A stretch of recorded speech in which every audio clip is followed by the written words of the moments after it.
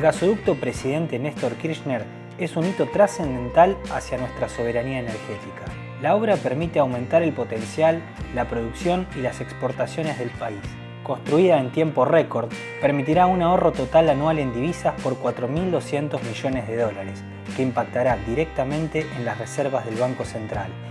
Entre sus objetivos fundamentales se encuentra el abastecimiento de gas a la totalidad de la demanda argentina, abastecer el mercado interno de forma competitiva y desarrollar a gran escala el yacimiento Vaca Muerta. La producción de energía del país depende en un 60% del gas. Este dato pone de manifiesto la importancia de esta obra, que tiene un efecto multiplicador potente sobre la inversión y el consumo, y que además genera empleo calificado en numerosas localidades del país. Frente a este escenario, el gasoducto no hace más que dar vuelta a la balanza energética, plantear el tan ansiado autoabastecimiento y la no dependencia de los precios internacionales que fluctúan a causa de factores geopolíticos.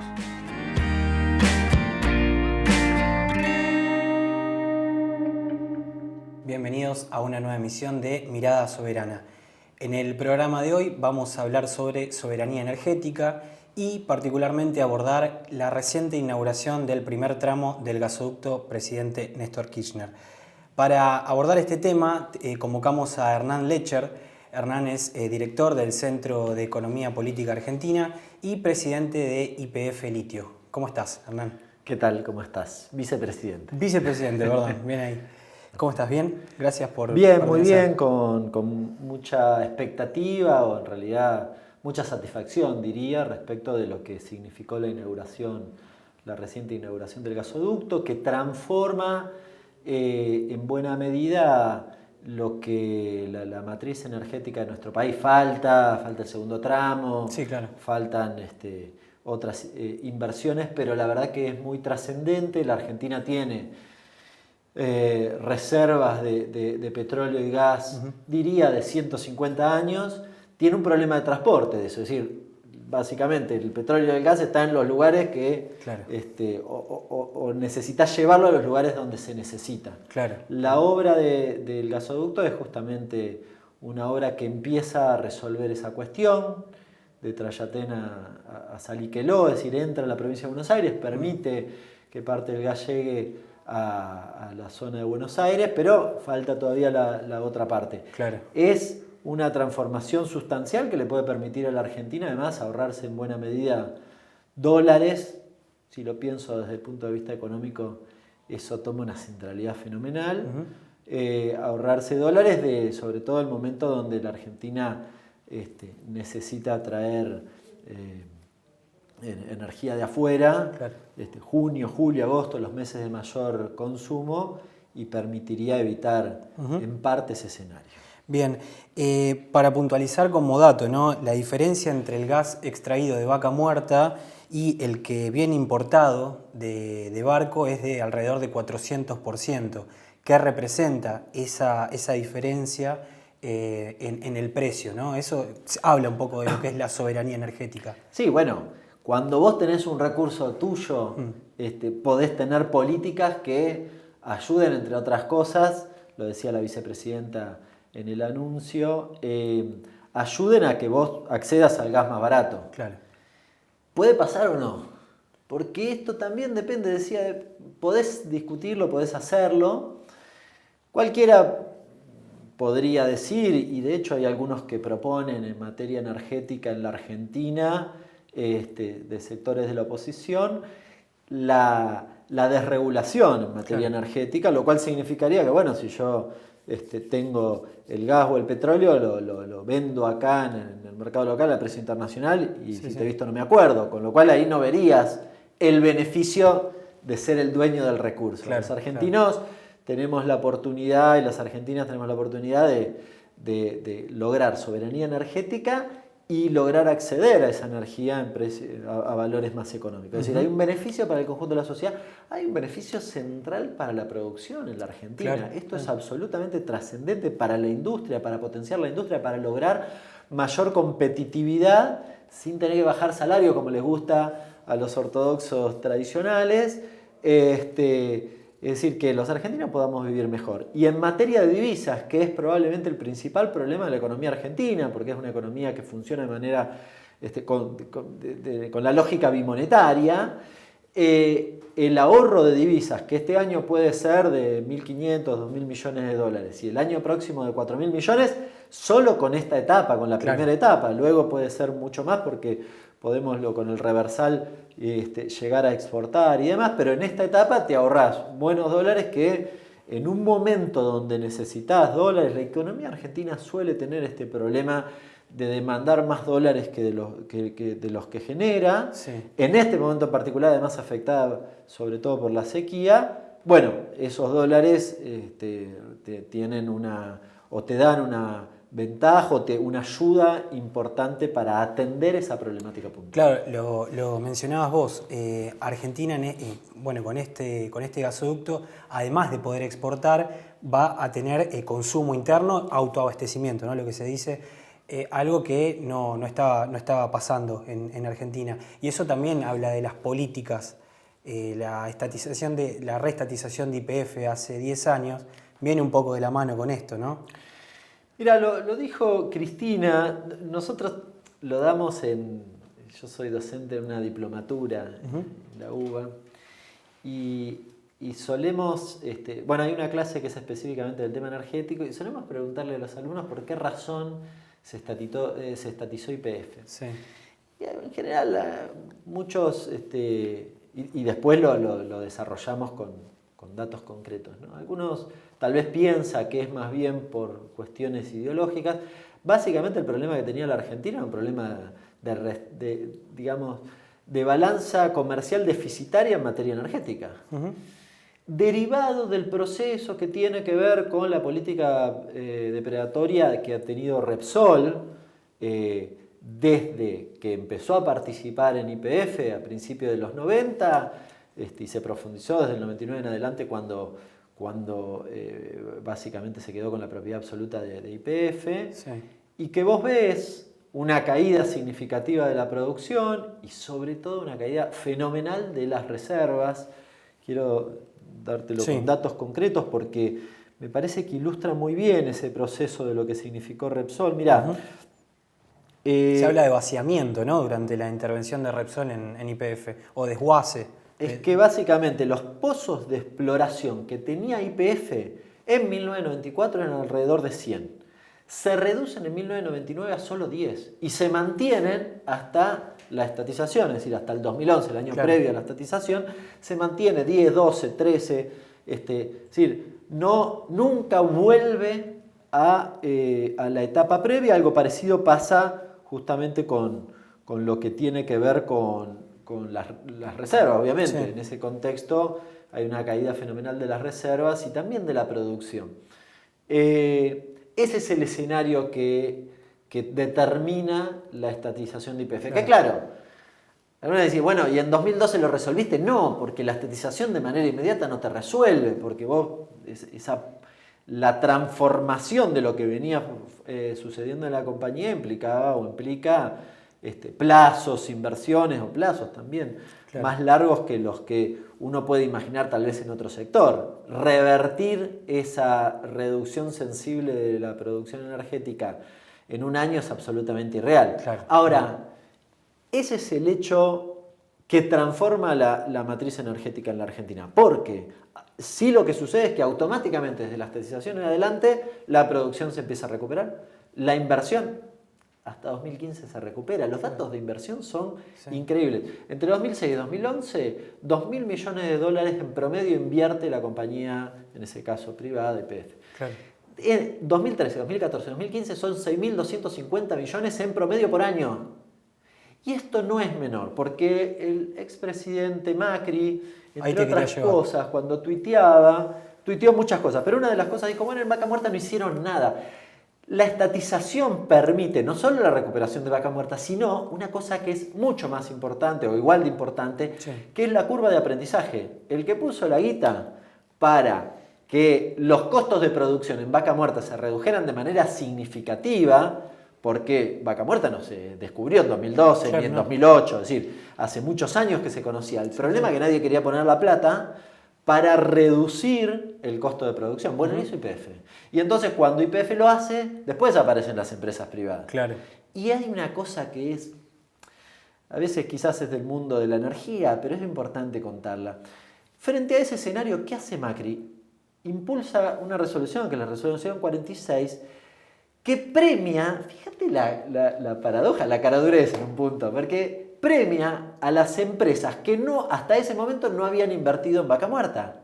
Es decir, dejaba expresamente afuera YPF y habilitaba al resto de las empresas. Es decir, les pagaba un gas más caro a la compañía privada que no había invertido previamente, que había especulado, esperó, dijo, bueno, voy viendo, y corrió a YPF. Claro. Bueno, esa es la política que aplicó ese gobierno y que no estamos eximidos de que a alguien se le ocurra hacerla, y frente a esa política difícilmente los argentinos y las argentinas nos veamos beneficiados. Sumado a eso, le podemos agregar la prórroga en las licencias y a la intervención del FMI en querer seguir explotando lo que es el gasoducto, hablando del gasoducto en particular. Sí, hay que decir que además la estatización la votaron en contra. Sí, el claro. propio Prat Gay le pidió perdón a las empresas en una reunión, a las empresas españolas le pidió perdón por la estatización.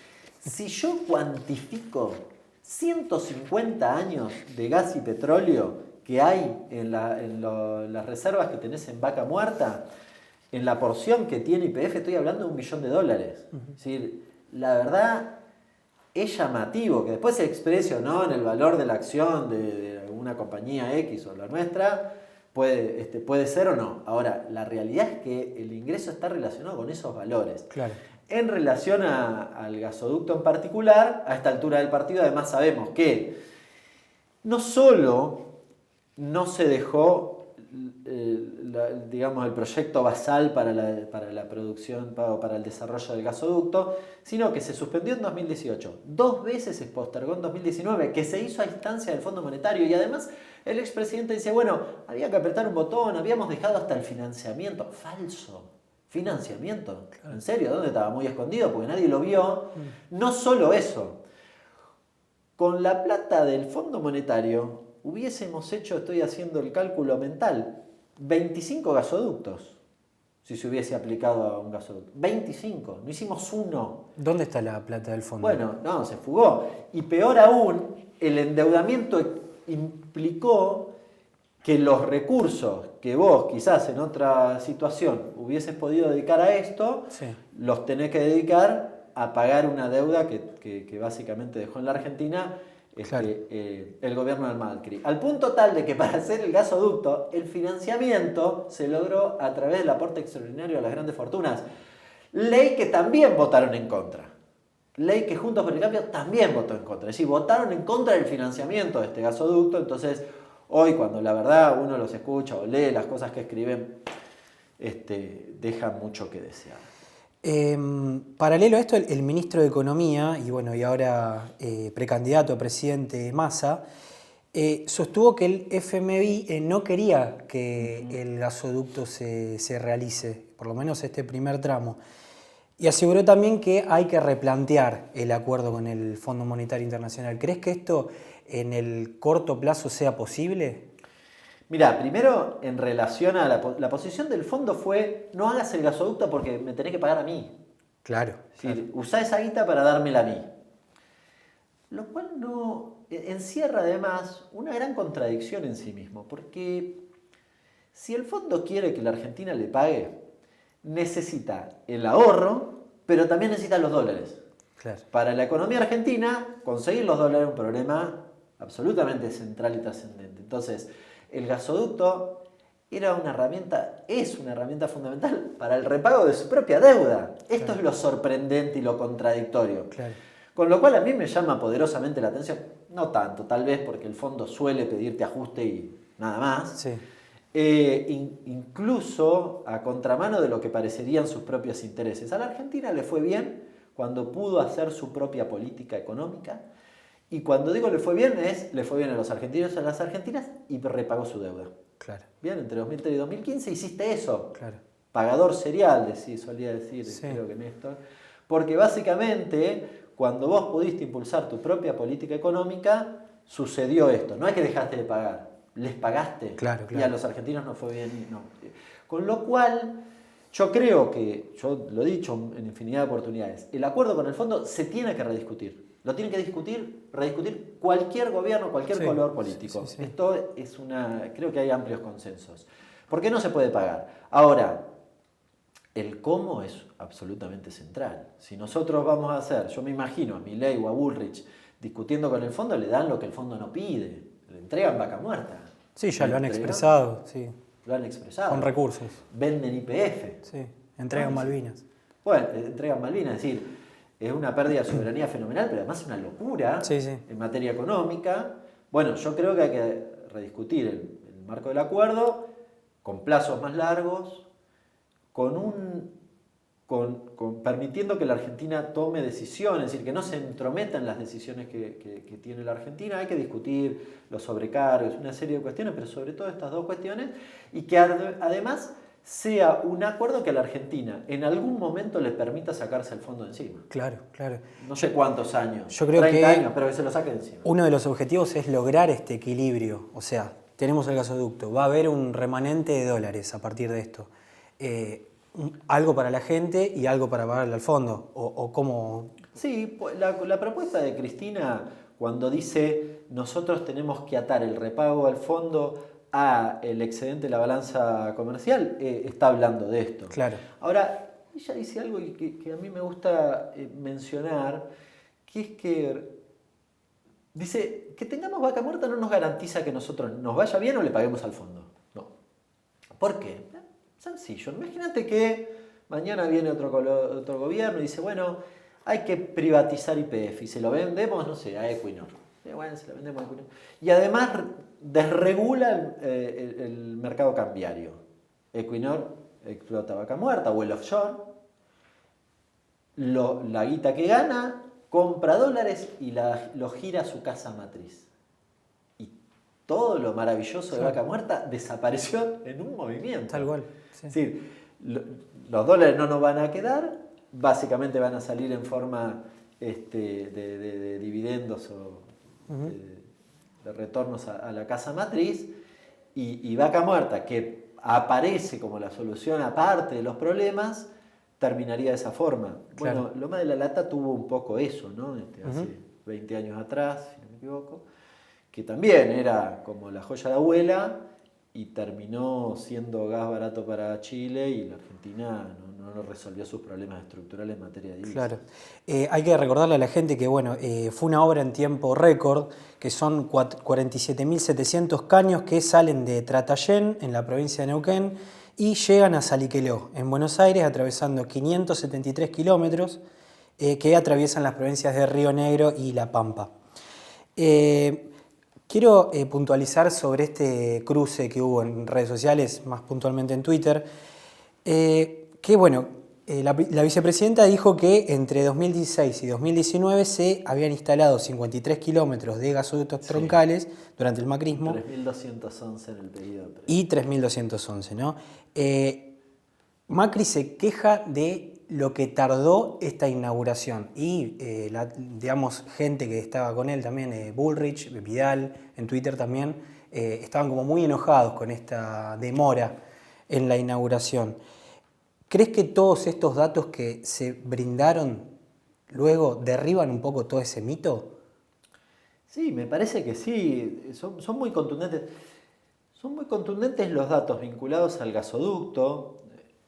A ver, si uno es honesto, riguroso, en 2020 tuviste pandemia, es decir, el actual gobierno, si querés, fue 21 y 22, sí. 2 años básicamente, licitó y hizo la obra en 10 meses, claro. Con lo cual la verdad que la hizo con una celeridad fenomenal, cuando además nadie creía que iba a ser así. Contrasta con la no implementación o celeridad que no se vio en 2018, 2019, que además no es la suspensión del gasoducto Néstor Kirchner en el 18 y la postergación 2 veces en el 19, que era lo que mencionaba antes. Hay cosas que algunos no mencionan. El gasoducto del norte se suspendió a finales del 18. Es decir, no solo el Néstor Kirchner, sino que la política, no sé si ese también fue a instancia del Fondo Monetario, es probable que sí, Pero también se suspendió en su implementación. Hay que googlearlo, ¿eh? Es re sencillo de encontrar. Yo tengo acá la noticia porque da cuenta de que la política en general fue... acá, finalmente se decidió no terminar el cuestionado gasoducto del Nordeste, ¿no? Ajá. Clarín lo publica Sí, sí. en 2018. Entonces, hay un problema con el gasoducto respecto de lo que no se hizo y la implementación actual. A mí me hubiese gustado que se hubiese hecho hace 5 años atrás, nos hubiésemos ahorrado 8.000 millones de dólares. Claro. ¿Bien? Sí. Porque nos hubiésemos ahorrado la guerra. Ahora, la guerra fue en 2022. ¿Se entiende? Es decir, ¿cuándo lo ibas a hacer? Lo hiciste lo más rápido posible. Pero además la política, recién mencionaba, la centralidad es la recuperación de YPF. Uh-huh. Porque eso es lo que te cambia la dinámica. Ahora, ¿qué hizo la gestión Macri con YPF? Porque esto también es importante mencionarlo. Él dice, nosotros cambiamos y ahora multiplicamos la producción de vaca muerta por 5, el gas, aumentó el gas. Cuando vos ves los barriles equivalentes es gas y petróleo, porque ¿qué hizo Macri? Produjo más gas, pero redujo el petróleo. Cuando ves los barriles equivalentes de gas y petróleo, con Macri hay una caída todos los años que de punta a punta, 2016-2019, de 11%. Uh-huh. Y luego en una recuperación, para ser preciso, del 7,8%, posterior a eso, hasta el 22%. Es decir, la verdad que no se dedicaron mucho a ver qué hacían con YPF. Ya mencioné lo de la resolución 46, pero además, mira, estoy mirando, producción de petróleo, equipos de perforación. En 2015 tenías aproximadamente 24 equipos en promedio y se redujo a 11 en 2016, o sea, ni siquiera esperaron al final del mandato. Claro. Algo parecido cuando vemos la incorporación de pozos de YPF en vaca muerta. Este dato es tremendo, brutal. El 97% de los pozos que se incorporaban en vaca muerta, 168 casos, eran de YPF en el año 2015. En el 2019, solo 34. Se redujo del 97%, prácticamente la totalidad, a solo 33%. Es decir, hubo una política de corrimiento de YPF durante la gestión Macri en vaca muerta. Uh-huh. Los datos así lo indican. Claro, el resto, ¿qué son? Las empresas privadas que aprovecharon la curva de aprendizaje de YPF y se metieron después. Uh-huh. Ni siquiera cuestiono eso. Lo que sí cuestiono es la retracción, el corrimiento de YPF en esa etapa. Es decir, no lo hizo la gestión Macri. En todo caso, no cayó tanto la producción de gas y petróleo por lo que había hecho la petrolera estatal entre la estatización y 2015. Claro, agreguémosle a eso que el ministro de Energía también tenía incidencia en las políticas de soberanía o no. Bueno, era uno de los grandes ejemplos de estar de los dos lados del mostrador, ¿no? Venía de ser tal cual. CEO de Shell y su política, la resolución 46, no solo en materia petrolera, en términos energéticos en general, fue muy auspiciosa, muy mala para el Estado y particularmente para YPF y muy positiva para el resto de las empresas privadas, ¿no? Se habla mucho también del efecto multiplicador en la economía que tiene el gasoducto, ¿no? En las ciudades portuarias va a haber mucha más producción, más empleo. ¿Qué opinas de esto también? Porque es una obra que pone de manifiesto que se puede seguir trabajando y que puede seguir generando empleo, producción. Mira, cuando ves... No termina ahí. Hoy ves la situación en Europa. El conflicto bélico tiene como trasfondo económico el gas, básicamente, que tiene Rusia. Claro. Y que financió durante muchísimos años la producción barata de Alemania. Claro. Y hoy tenés un problema en Alemania porque no puede acceder a ese gas, lo accede de manera condicionada y demás, y entonces tiene un impacto sobre la producción sensible, obviamente sobre el empleo, materia inflacionaria, pero digo, en términos, si querés, productivos, fíjate lo ventajoso que es poder tener recursos energéticos, económicos, en materia de producción. Alemania, nadie me va a discutir que es una potencia tremenda en términos industriales, y la contracara, no tenerlos. Claro. ¿Sí? Con lo cual, el potencial que te da vaca muerta y el gasoducto como parte indispensable del desarrollo de Vaca claro. Muerta, porque es el transporte de lo que ya tenés.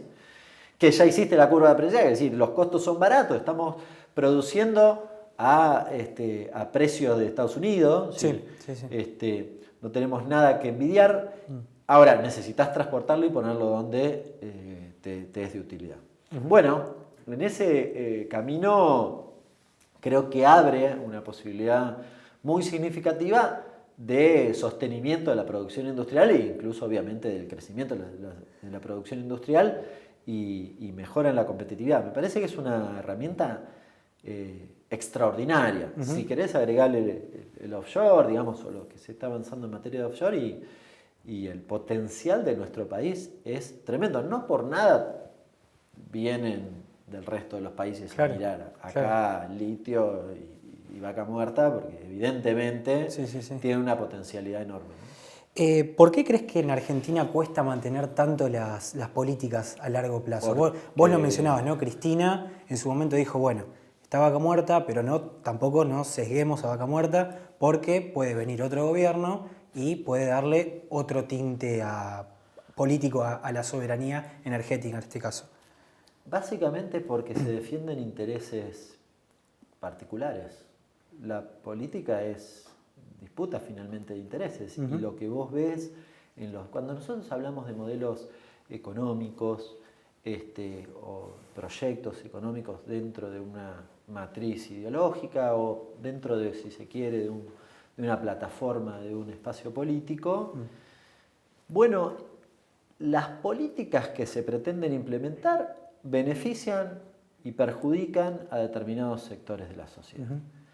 Si vos tenés el desarrollo de Vaca Muerta y podés acceder a gas barato y la sociedad, o mayoritariamente la sociedad, lo logra percibir a través de energía barata en una industria que puede generar más empleo y demás y bajar precios. O las mismas tarifas, ¿no? Y en las mismas tarifas, es decir, en el hogar, bueno, está favoreciendo a vastos sectores de la sociedad. Ahora, si yo desregulo el mercado, ¿sí? Y lo que hago es que la empresa que produce el gas me lo coloque acá al precio que se le da la gana o al precio internacional, a ver, es muy fácil imaginar que a la mayoría populares en la Argentina no les va a ir tan bien al menos, como en el caso anterior. Ahora, a la empresa privada sí. Entonces, depende de la política que yo implemente, hago ganar a unos o hago ganar a otros. A veces, o lo que uno ve a lo largo de la historia de nuestro país, es que no se ha logrado sostener políticas de Estado, lo que denominamos como políticas de Estado, porque básicamente en el medio se han metido intereses privados, intereses particulares, que han prevalecido o que algunos, desde la política, lo han impuesto al conjunto de la sociedad como una verdad revelada, como una necesidad imperiosa, bueno, beneficiando a unos en detrimento del otro. La discusión de los subsidios al transporte a mí me sorprende porque favorece a buena parte de la sociedad, no solo a los usuarios. A las empresas ponía también. el ejemplo, claro. ¿Qué se piensan? Si ya a mí me cuesta 500 mangos ir a trabajar, ¿qué no van a tener que pagar salario más alto? ¿Cuál es el reclamo? Entonces se lo sacamos y perjudicamos a buena parte de la sociedad sin sentido. Entonces me parece que estas discusiones hay que darlas con rigor y tratando de mostrar qué interés se defiende cada uno sobre esta cuestión. ¿No? Entonces cuando se inaugura el gasoducto hay intereses que se están defendiendo y cuidando, y cuando se privatiza o se desregula también hay intereses distintos, pero intereses que se están protegiendo o beneficiando. Sos un estudioso en el tema. Aprovecho para consultarte de alguna manera si esto es un problema de Argentina o de la región de Sudamérica, o hay ejemplos de otros países, ¿no? Que tengan un viraje muy distinto en las políticas. Seguimos hablando de energía. ¿Es en Argentina solamente que pasa? Mira, me parece que estamos viviendo en sociedades que están muy atravesadas por miradas por miradas muy diferentes y muy antagónicas. Fíjate Brasil, ¿no? Bolsonaro y Lula en las antípodas, ¿no?, de su pensamiento. Quizás en materia energética en la Argentina, por las características puntuales, lo que hablábamos recién, claro. Tiene litio, tiene el offshore, tiene vaca muerta, toma una centralidad a la cuestión energética que tal vez en otro país no lo tome, pero me parece que la discusión de los antagonismos no es exclusividad de nuestro país. Escuchaba, y tampoco esto del debate desargumentado, ¿no? A mí me preocupa seriamente, lo vengo diciendo hace rato, más allá de... Yo tengo filiación política con una serie de miradas y demás, y con el kirchnerismo en general, pero más allá de eso, porque el del debate, a mí siempre me gustó el debate. Ahora, si una persona es capaz de decir, ve datos objetivos y me dice lo contrario a esos datos, estamos en un problema aún más grave. Yo veía, te decía, el debate en España y pasa eso, es decir, uno de los que debatía decía lo contrario a lo que pasó en la realidad. Claro. Objetiva, la realidad, no subjetiva, es decir, uno siempre tiene interpretación sobre hechos. Ahora, vos no me podés decir que aumentó la producción entre 2016 y 2019. No se puede, no se puede. Los datos dicen otra cosa y es incontrastable. Sí. Cuando eso sucede y una parte de la sociedad lo toma como válido, yo creo que es un problema y no es exclusividad de la Argentina, pero creo que es un problema. Yo que me considero una persona de números, de argumentos y qué sé yo, creo que allí hay un problema porque nos alejamos de la verdad relativa. Ninguno tiene la verdad absoluta, pero bueno, uno trata de acercarse a una verdad relativa. Ahora, cuando no tiene sentido lo que estamos diciendo, no tiene ningún rigor, no tiene dónde aferrarse, creo que estamos en un problema serio de cara a la sociedad. Porque si yo erro el diagnóstico, estoy en un problema. Si yo directamente el diagnóstico lo sesgo porque te estoy diciendo una mentira, es un problema aún más grave. Claro. Para cerrar, te hago una pregunta más política. ¿Qué panorama ves de cara a octubre?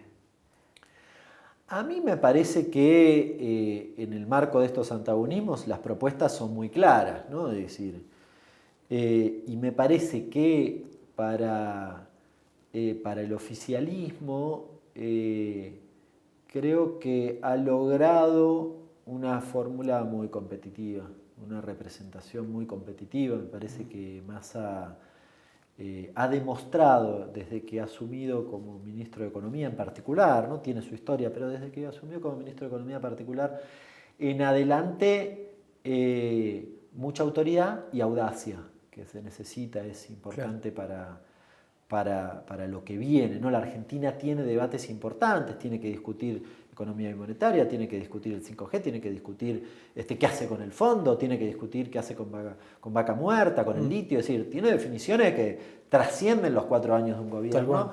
Y me parece que en Massa quizás se sintetiza buena parte de lo que a mí me parece que tiene que darse en materia de discusiones hacia adelante. Me preocupa y me asusta las expresiones que pretenden resolver los problemas de los argentinos haciendo que nos vaya mal a los argentinos. Es decir, cuando me dicen vamos a dolarizar o me dicen vamos a hacer una mega devaluación, no entiendo cómo pretenden que yo los elija o me vaya bien. Es decir, ¿cómo es la curva para que me vaya bien? Me matás y después me pones un pulmotor. No tiene mucho sentido, ¿no? Gracias, Hernán. Un placer.